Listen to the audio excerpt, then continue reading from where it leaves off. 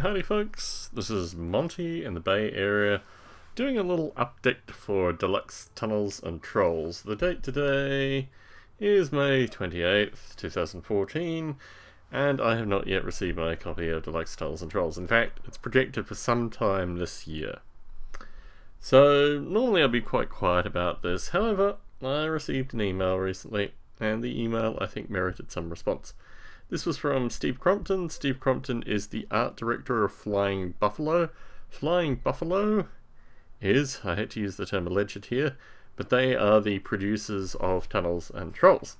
Anyway, Mr. Crompton wrote to me with regards to my review, I think from January, video review, associated with not yet receiving Tunnels and Trolls and the problems that I had had with this project. And the problems were quite lengthy. I'll add a link through to the video so you can go check that out yourself, because there's a lot of additional information in that video. I just wanted to touch on some of Steve Crompton's points, and they are points for concern. Steve Crompton begins that he is sorry that this Kickstarter has put me to so much worry, and that he guarantees that I will get the rules soon, as we get them done sometime this year, so 2014, midway through so far.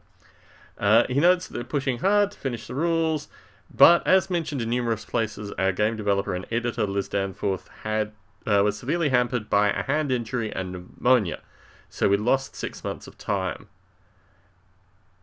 Okay, so this is a basic matter of fact here. So I decided to put together a spreadsheet just to illustrate this point. So, Tunnels and Trolls was funded in February last year. It was funded, I think, on the 5th, so I've only counted 23 days for that. Then we go through March, April, May, June, July. In July, it was noted in the July 11th update that Liz has been sick with pneumonia for the last few weeks. So she probably got sick sometime in late June. Hard to say. Let's assume it was 2 months worth. However, by the August 13th update, Liz was feeling much better, and by the October 5th update, Liz was well and editing. So basically, in worst possible case scenario, let's just assume it's maybe 2.5 months of Liz being sick. There are actually a number of things you can do if your lead editor gets sick. For a start, you can open source the editing duties, which they did do for a small section of rules. However, that doesn't really add up. And the fact that Liz being sick for roughly 2 months here cost them 6 months of editing just strikes me as very, very strange. The email goes on. However, they've not been sitting around doing nothing all last year. All the pledge items other than the rules have been shipped. So I think I've received a bookmark through this. The fact that they send out PDFs really, really, really irritates me, because I don't have the base rules. So you're like sending me PDFs that I can do nothing with.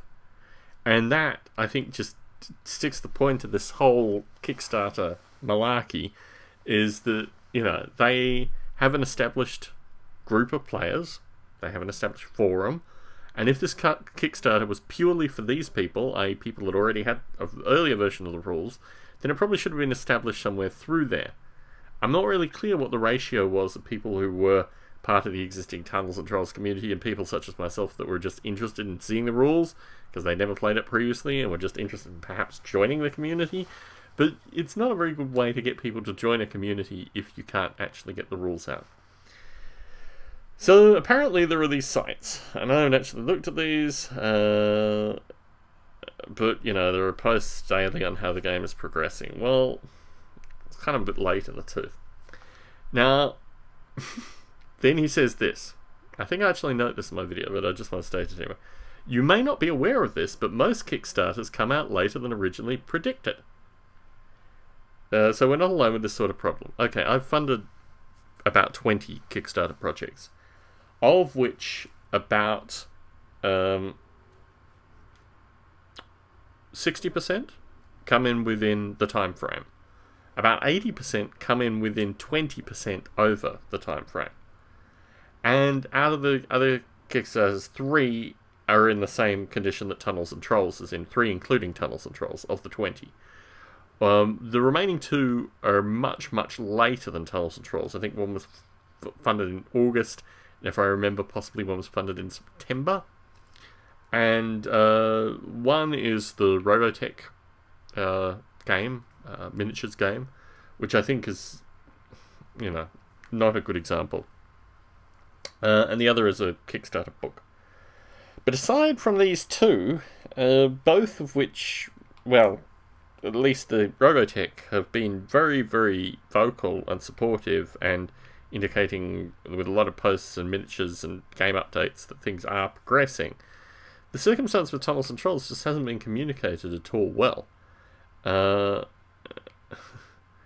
this whole notion of being late here is just astronomical compared to what is going on. You suggest that it's always a good idea to check the users prior to pledging Kickstarter campaigns. Well, now apparently Deluxe Tunnels and Trolls is the only one that has not been fully completed. I haven't actually verified that. I'd spent enough time verifying how long Liz Danforth had been sick. This is immaterial to me. This has gone on for a long period of time. And it's interesting, actually, they mention, I think somewhere through here he mentions the fact that the convention attendance, maybe he doesn't.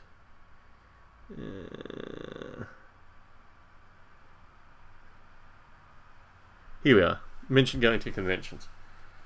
So my view is that if you have $125,000 worth of other people's money, you probably shouldn't be out there spending money until you actually get the product out. I don't think this is a particularly radical view, but if you're doing international travel, you're basically eating into the money that people donated to get the goods, and the goods are nowhere to be seen. And just to illustrate this, I mean, in terms of time frame, let's go through this and actually work out where we are. So, it was funded. This counts into account Liz being sick, because they were obviously doing other things while Liz was sick. Doing art, a wide variety of things. So 477 days it has been since the funding closed with regards to Deluxe Tunnels and Trolls. And I think the time frame has just been way overcalculated.